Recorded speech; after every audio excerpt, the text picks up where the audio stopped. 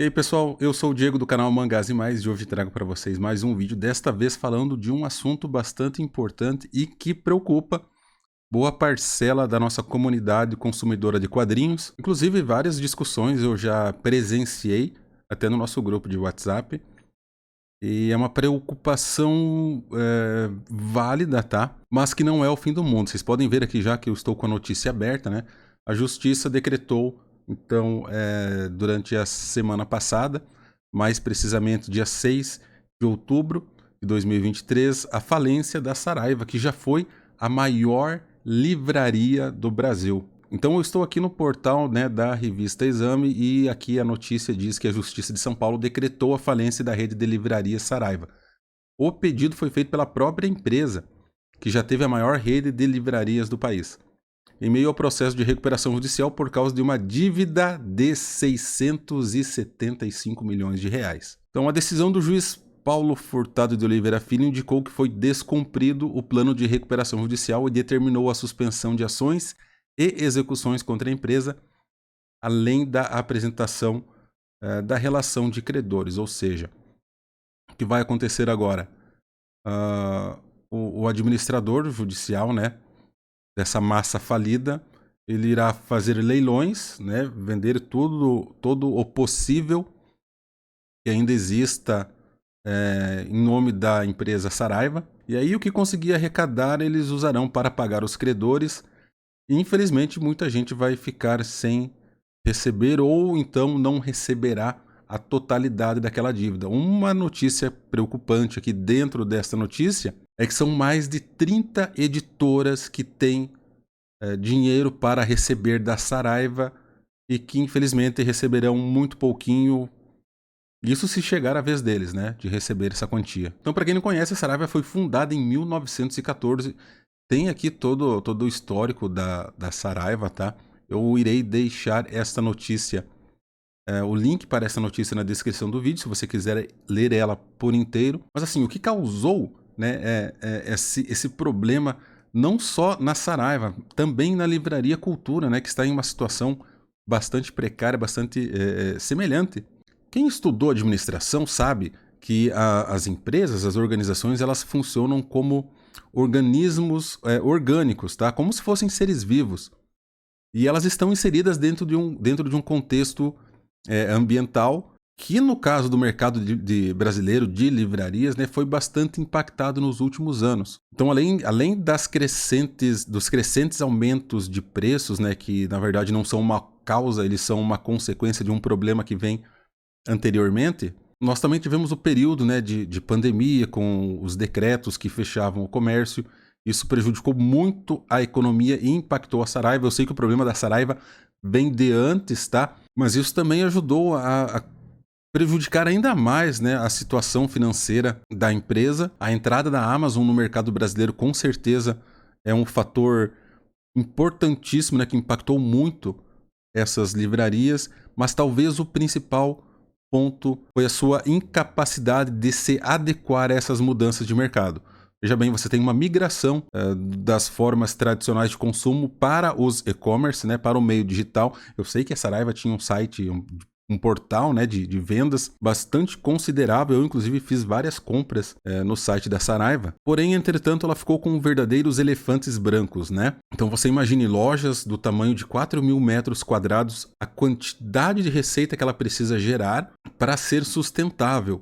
Lembrando que a margem de ganhos, né, dentro desse mercado de livrarias, desse segmento de mercado, melhor dizendo, é uma margem muito baixa. Então, qualquer problema maior que surja e que afete a tua margem de lucro vai resultar em prejuízo. E ao longo dos anos, a Saraiva teve prejuízo atrás de prejuízo e, infelizmente, chegou nesta situação. É um verdadeiro marco, tá?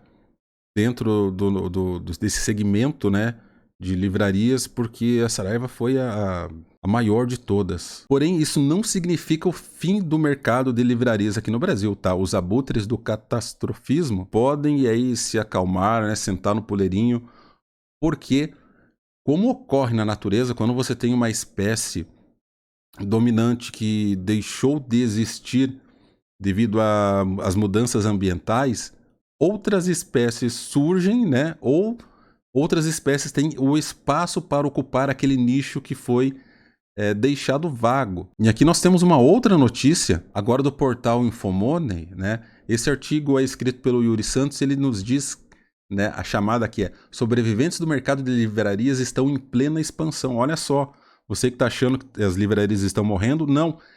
As livrarias tradicionais, na verdade, estão sendo substituídas por novos modelos de negócio. O texto aqui diz que enquanto as livrarias, né, como a Saraiva, a Cultura, fecharam as portas, castigadas pela queda de receitas, né, e os altos custos da loja física. Olha só, loja de 4.000 metros quadrados, cara. É imponente, né, mas aquilo tem um custo muito alto, você precisa ter uma receita gigantesca.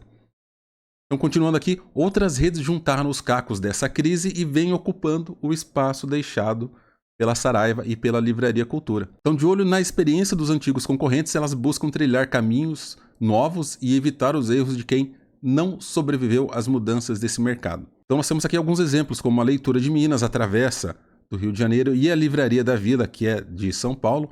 Elas vão na contramão das previsões e vêm em acelerada expansão nos últimos anos. E aí, como eu disse, né, o vácuo deixado pela Saraiva e pela Cultura contribui para esse movimento de expansão.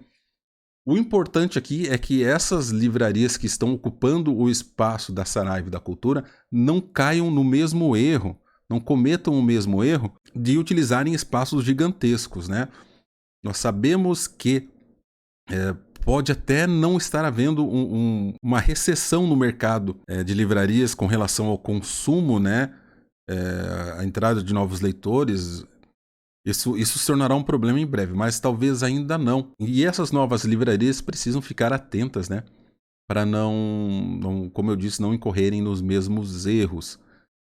E se você acha que esse modelo de mercado ele é mais centrado nas vendas online, tem aqui um caso. É o caso da Livraria da Travessa, né?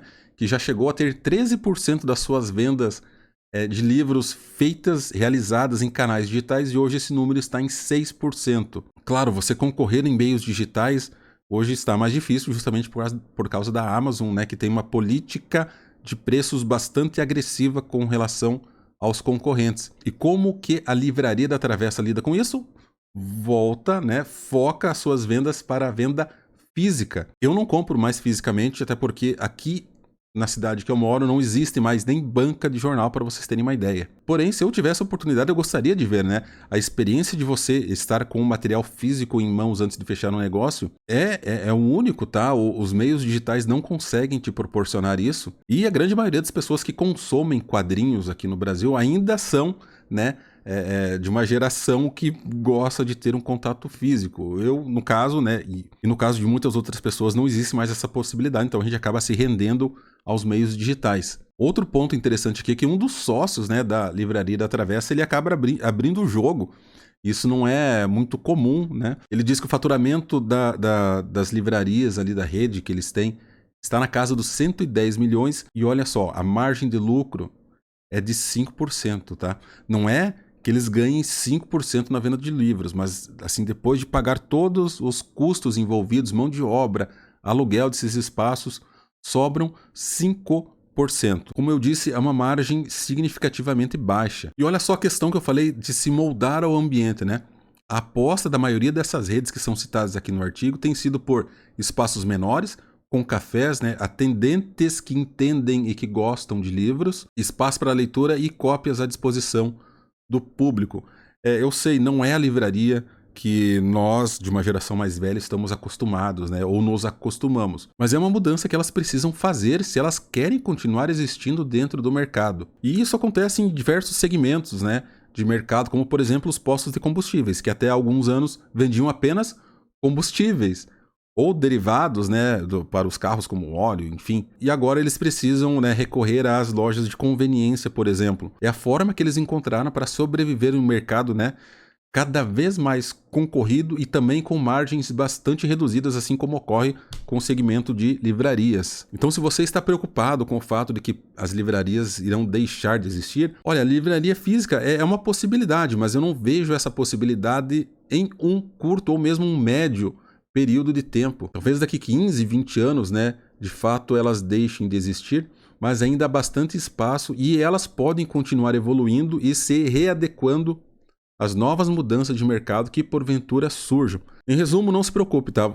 Você ainda terá livrarias físicas à disposição, muito provavelmente apenas para quem mora nos grandes centros, para quem mora em locais mais afastados, como é o meu caso, elas já deixaram de existir. E se você me aguentou até aqui, meu muito obrigado. Eu sou o Diego do canal Mangás e Mais. Até mais.